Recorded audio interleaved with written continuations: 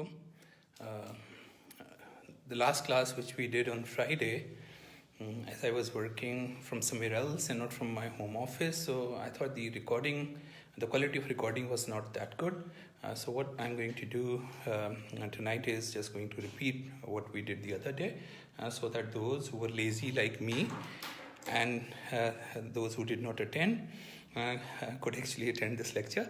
So let me start by just going through the same stuff that we covered on Friday. So we did some very interesting examples and started with the process, that this is the model of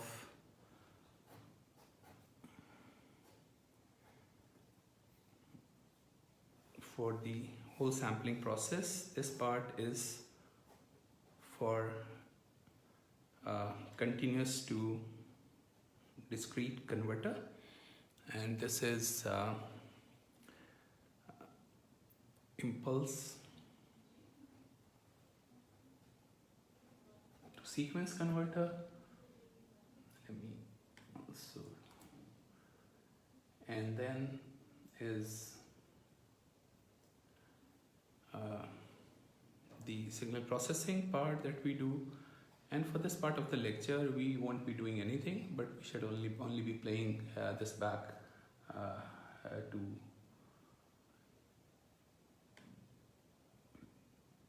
so we shall only be playing this back.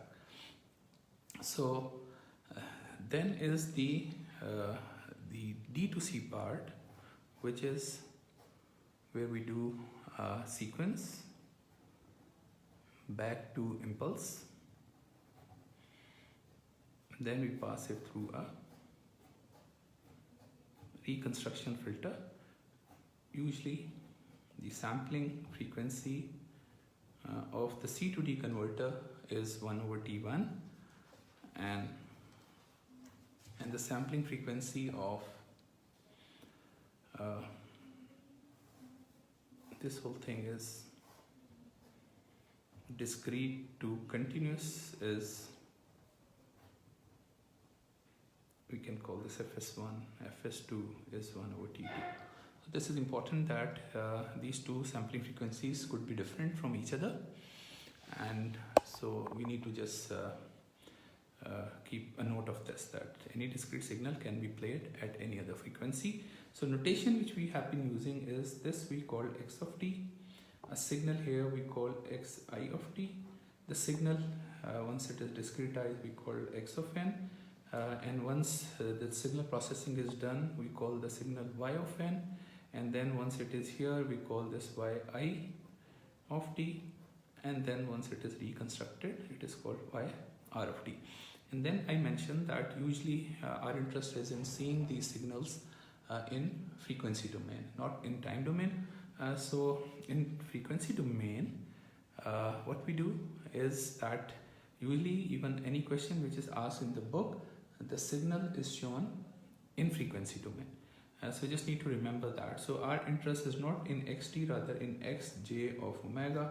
Our interest is not, so this is the train of impulses. Our interest is not in xi, rather we want to see xi of j omega, and similarly pt of j omega.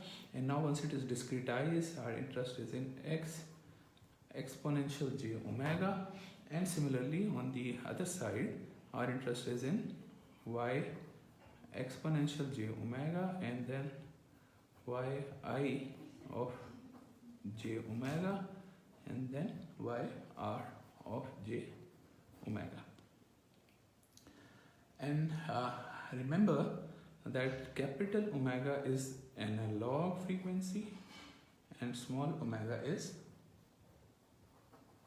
discrete frequency. So with this much information, we did our first example where we considered a signal with maximum frequency of the analog signal. This one was 8 kilohertz.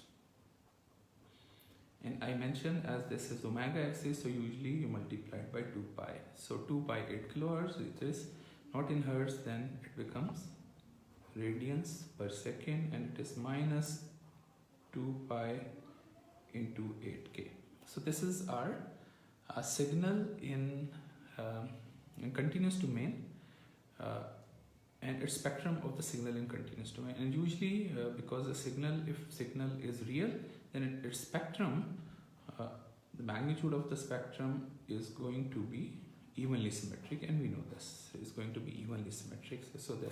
So our those signal in time domain may look like, you know, something like this, but it does not give us any insight into what is happening. So our interest is never, even once you practically implement system, usually every time you go and look at the spectrum. So spectrum is, you know, we always need to keep looking at the spectrum. So spectrum, it is very important that we keep looking at the spectrum.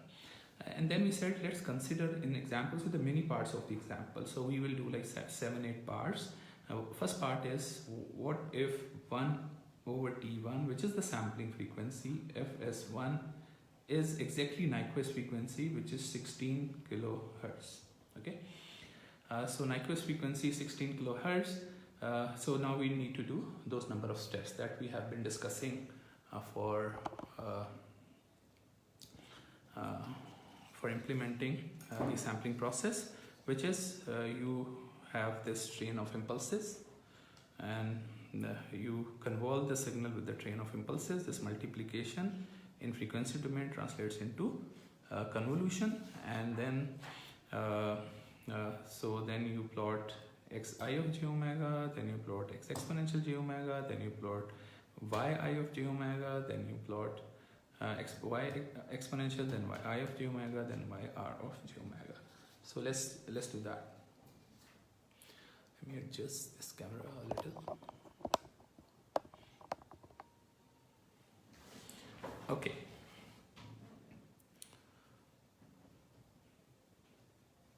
So the part 1, which is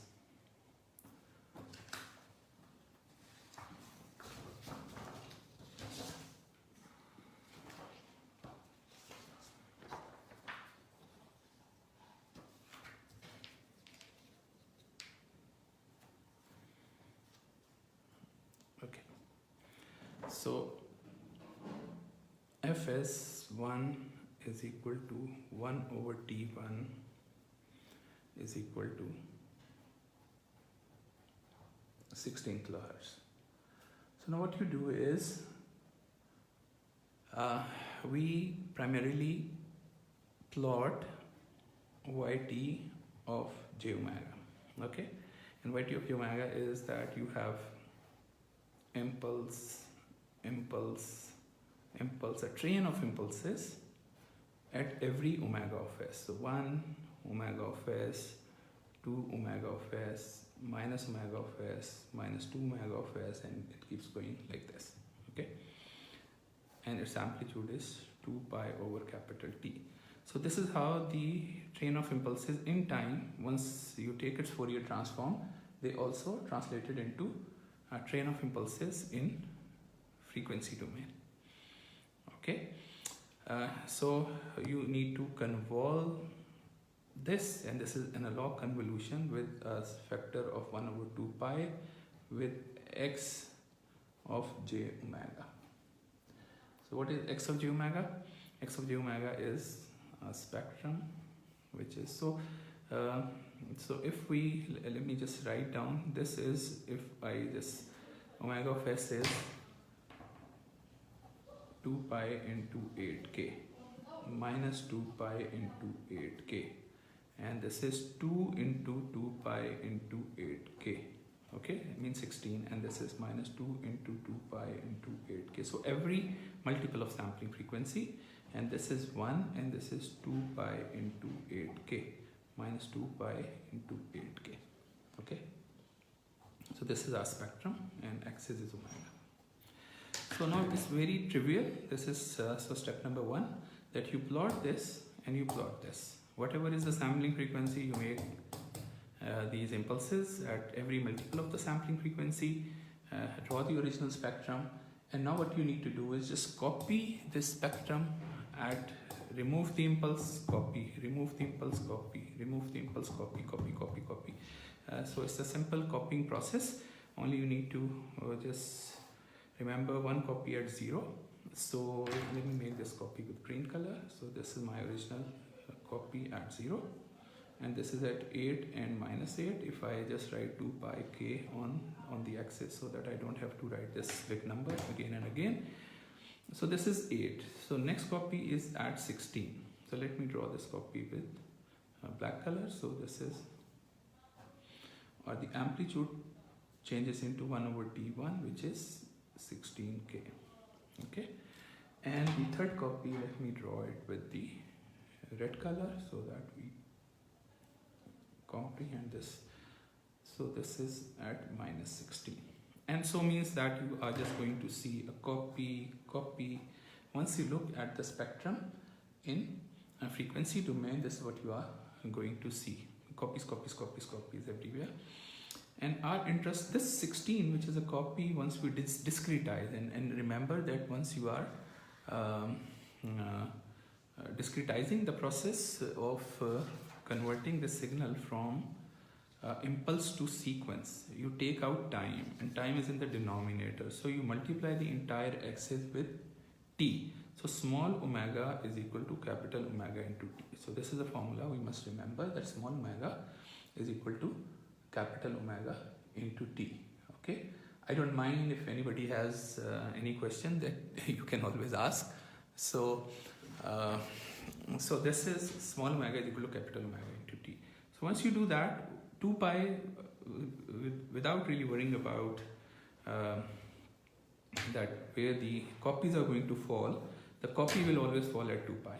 Okay, why? Because of this 16, which is the omega of s, and you have 2 pi into 16, and you divide by, so you are multiplying the axis with t1, which is 1/16. So 16 will cancel out, and a copy is always going to be always going to be on 2 pi. So copy, I need not to worry about the copy. It is always going to be at 2 pi, at -2 pi, and 1/t1 is going to be 16k, and this is small omega.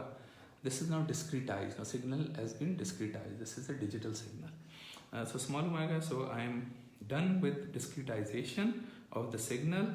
Whereas if you look at the signal in time domain, you find a sequence of numbers, just many impulses. Okay, so this is the digital signal. So, but in frequency domain, it looks like this.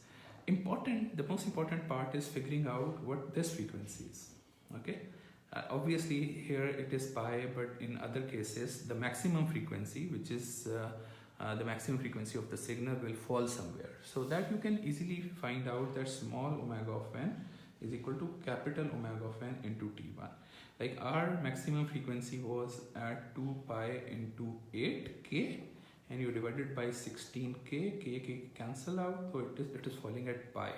And pi, always once you have the maximum frequency falling at pi, means that you are exactly sampling at the Nyquist rate. So this is our digital spectrum.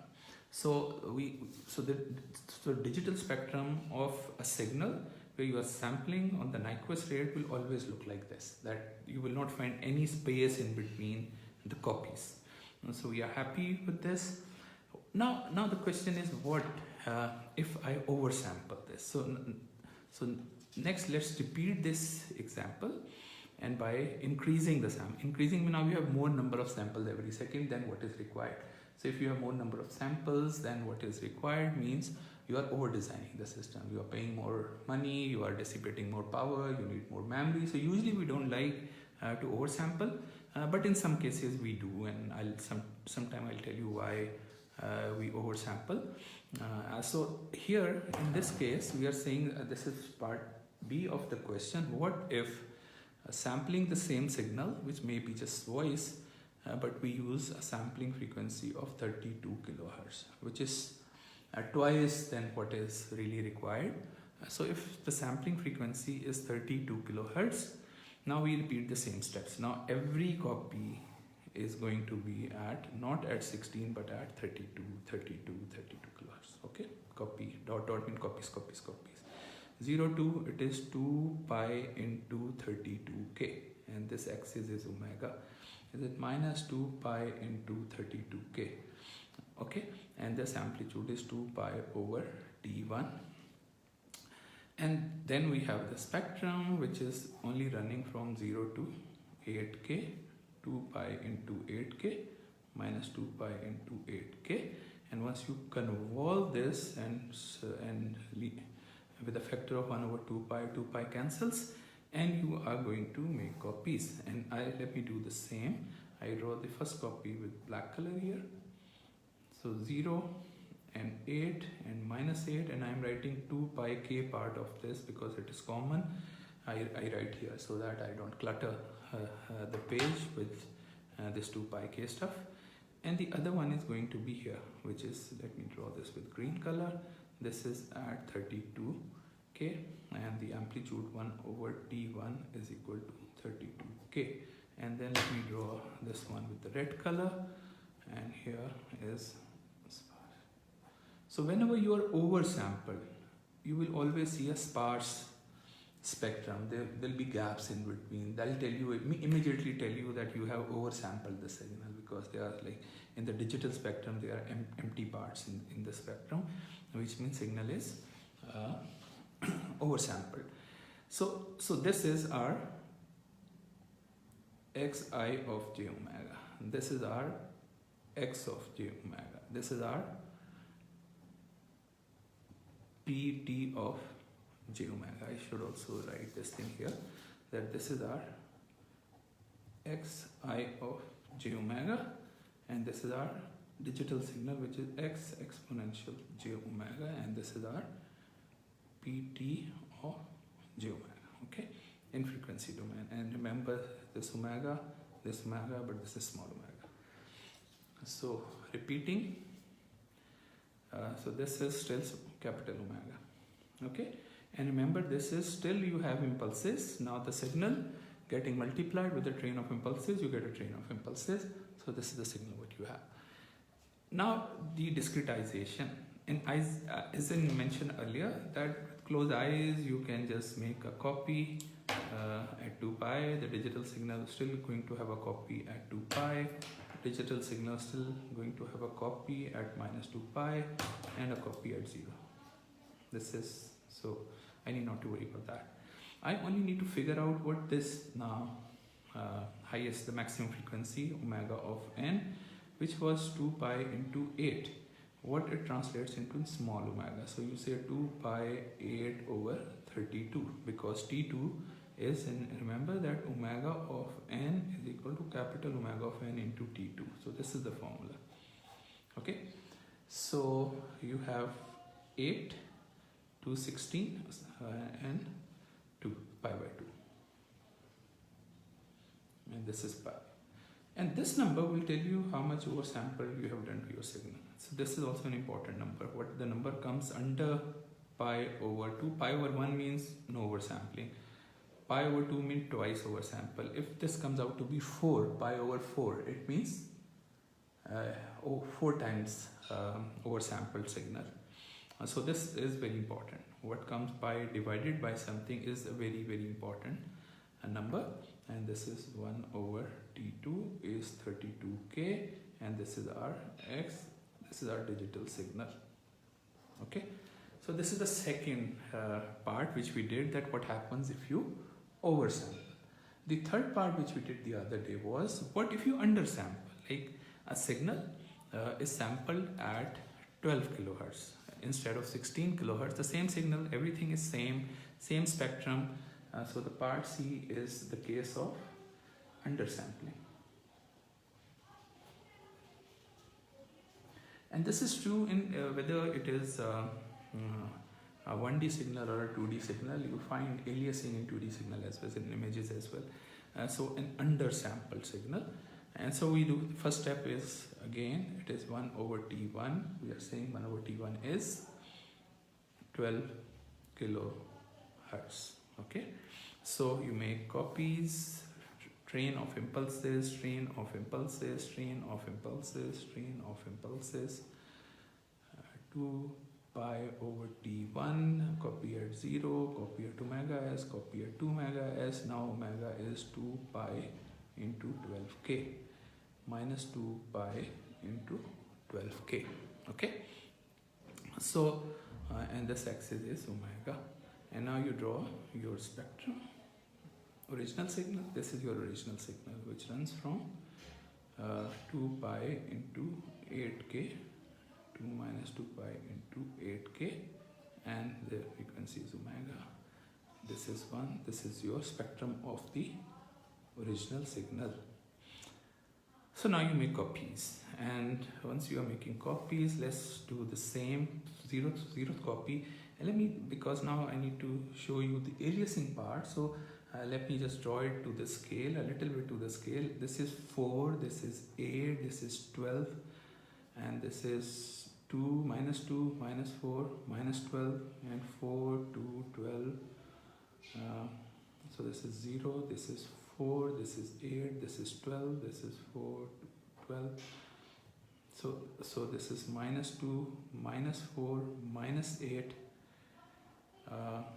minus 4, minus 8, minus 12, and so the axis is 2 pi into k. So let me draw my first, which runs from this to this, from minus 8 to 8. Amplitude is 1 over t1, which is 12k. And let me draw the copy, which is at 12. Okay, copy at 12. It goes 8 kilohertz on this side, 8 kilohertz on this side. So it goes 8 kilohertz on this side and 8 kilohertz on this side. And let me draw this with the red color, the 12 copy here. So it goes 8 kilohertz on this side. That's what the spectrum is, and 8 kilohertz on this side. Okay.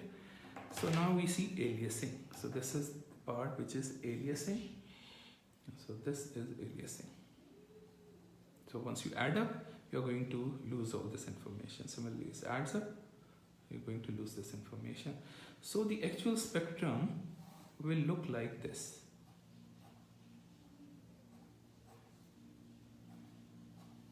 Okay. So this is what you have lost. So instead of 16, you are sampling it at 12 kilohertz. 12 kilohertz was good if maximum frequency was 6. Okay, 6 means beyond 6. So this is 6. This is double-edged sword. Had it been a 6 kilohertz maximum frequency, it was okay. But you are disobeying Nyquist by 2 kilohertz. So you lose 2 kilohertz on this side and 2 kilohertz on this side. So you basically are going to lose 4 kilohertz, which is why we call this a double sword. A double-edged sword, that you lose, instead of 2 kilohertz, you lose 4 kilohertz. So it's even better that you throw away 2 kilohertz and will be covering this, and then you do the sampling. And in that case, you will not lose from 4 to 6 kilohertz. You will come back and do this. So this is what is the spectrum now. This is 0. Okay, and this part, you have lost this part to aliasing. 8, and this is 6. And remember, with closed eyes, you can write still 12 is 2 pi once you are discretizing, and minus 12 is minus 2 pi.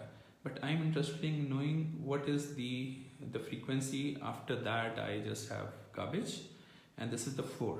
So 2 pi into 4 divided by 12. Okay, so this is 6, 2 and 3. 2 pi by 3. So if you look at the digital spectrum, it is going to look like this.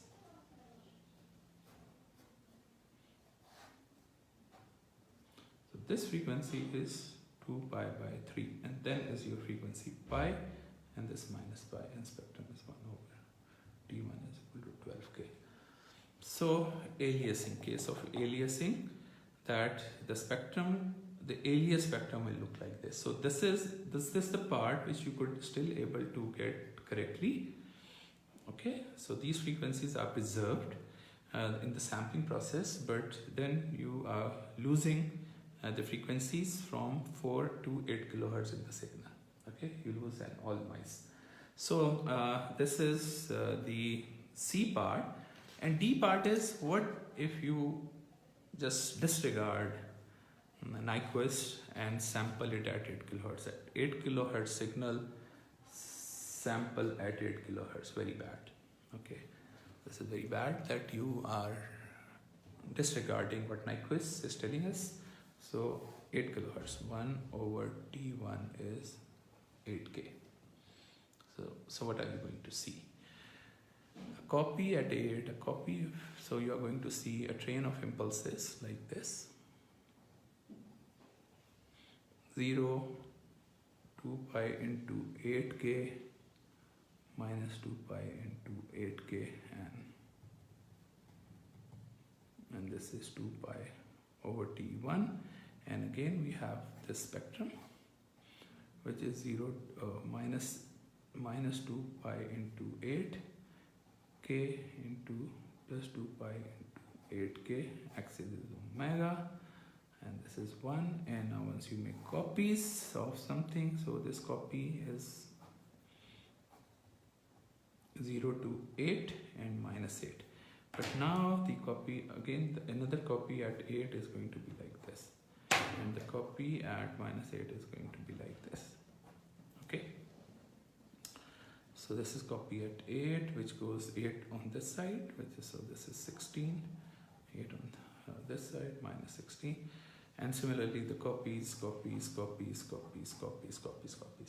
and what you see is that you lose everything. Okay, this back down, you get a straight line. Okay, so you lose all the frequencies. The information in all the frequencies are lost. So not really a good idea to disobey Nyquist by this much amount. So you get all garbage, and still you are spending money because you are still sampling a signal at some rate, but no matter what type of signal processing you do, you're just going to lose this information, and so this is what you get. So this is small omega, capital omega. You are just going to see this line. So this is the case where you get undersampled, aliasing. This is another example of. Now is the case, so we have seen all the cases of oversampling, undersampling. Now then we discuss the process of reconstruction the other day, and that how do you reconstruct. So the process of reconstruction requires us to, again it's up to us that at what rate we should resample our signal, as you can be resampling it at any rate you desire to. There is so I mentioned earlier that this 1 over T2 could be actually anything. So 1 over T2 could be anything.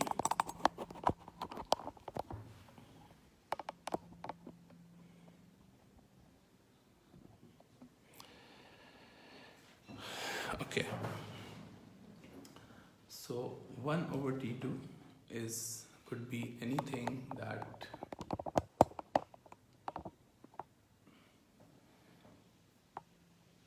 this could be anything which we may want to play a signal which is sampled at 8 kilohertz, at 8 kilohertz, 8 kilohertz at 16 kilohertz, 8 kilohertz at 4 kilohertz. So it's up to us that at what rate do we intend to sample our signal.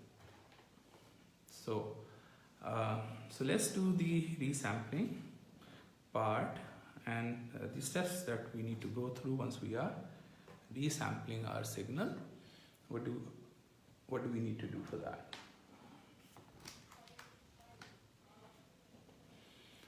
So what do we need to do for that is we have let's say a signal which is sampled at, so this is part 2 of the question. You can say this is question number 2 just to make it easier for us to follow. Let's say 1 over T1 is 16 kilohertz and we are going to play it at 16 kilohertz. And we are going to see that first part is you have x of n you convert the sequence to impulse,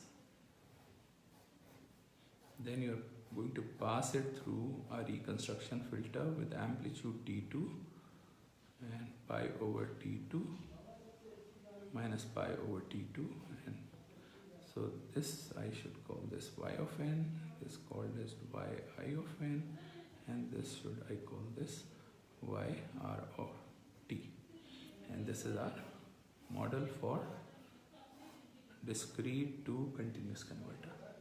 Okay, so looking at the frequency domain and in a discrete domain, and we know the spectrum. Once we sample it at 16 kilohertz, we have a full spectrum like this.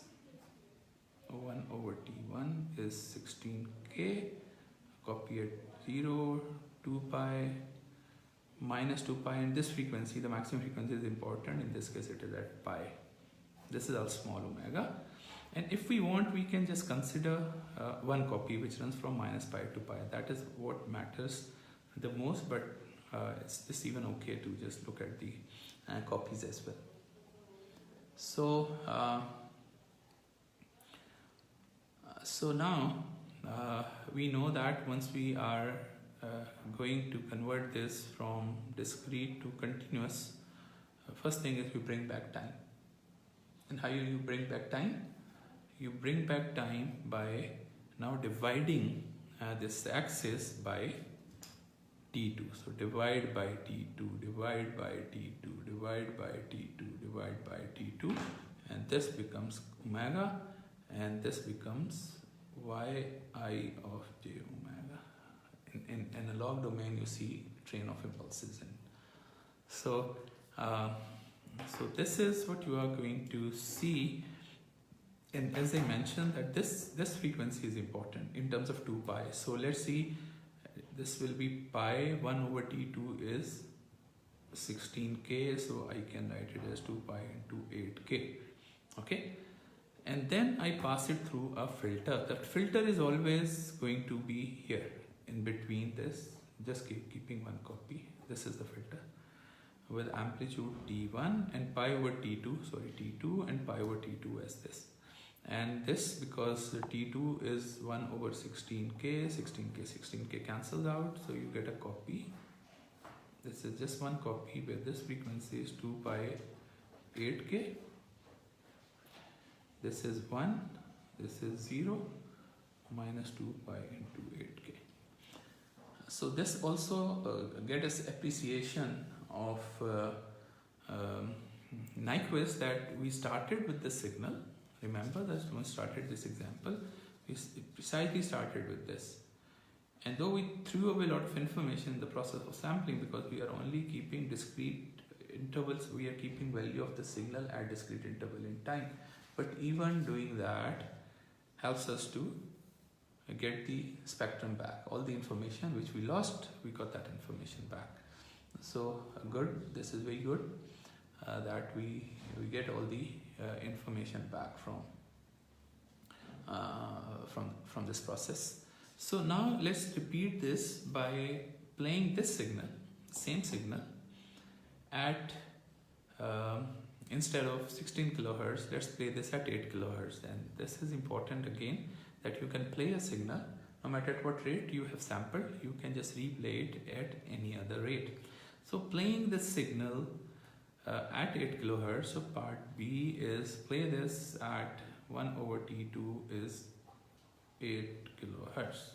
Okay, so 8 kilohertz is, this is our spectrum, this is our spectrum, this is our spectrum, this is my 0, this is pi, this is 2 pi, this is minus 2 pi, this is minus pi, and this is my amplitude. 1 over T1 was 16 kilohertz.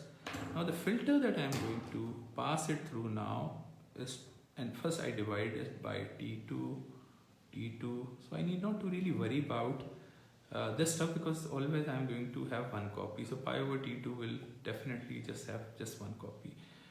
all we need to worry about the amplitude, that how the amplitude is going to change, and this frequency. What is now this frequency? Once you look at this as an analog frequency, what is the analog frequency in that?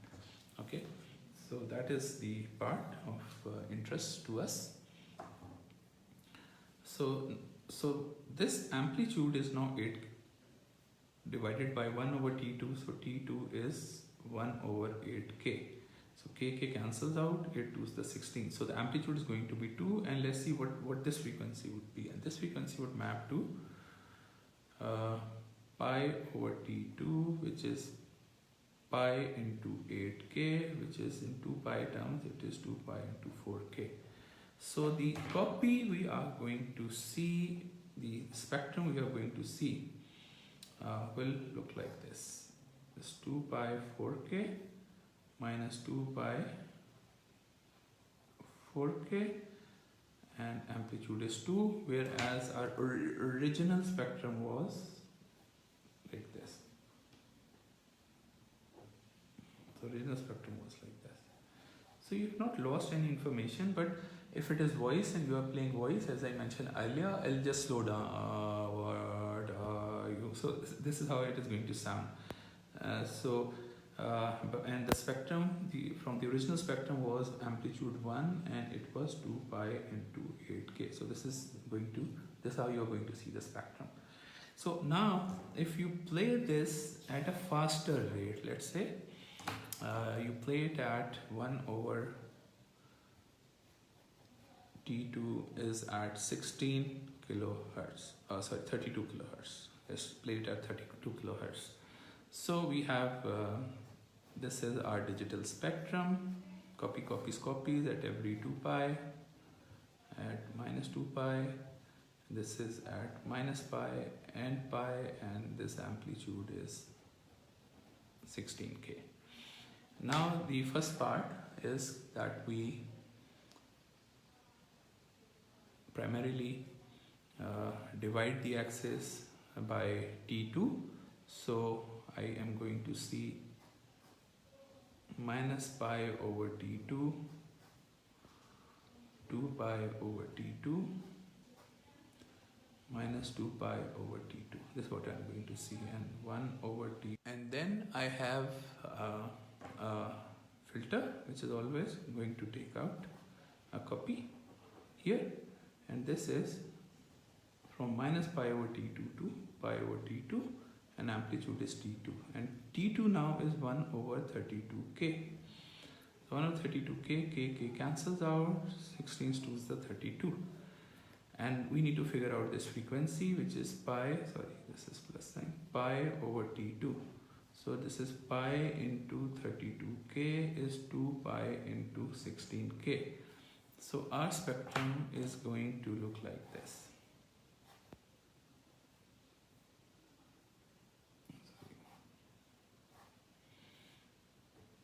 0, amplitude is half. This is now 2 pi into 16k minus 2 pi into 16k, whereas our original spectrum was this. So because of playing a signal at different rate would change the shape of the spectrum, though you are not losing any information. So this is 2 pi into 8k minus 2 pi into, and you know, if you play it at the double rate, it'll run very fast. That is what I'm going to say. So this is how it is going to run. And so this is pretty much what we covered the other day. Hopefully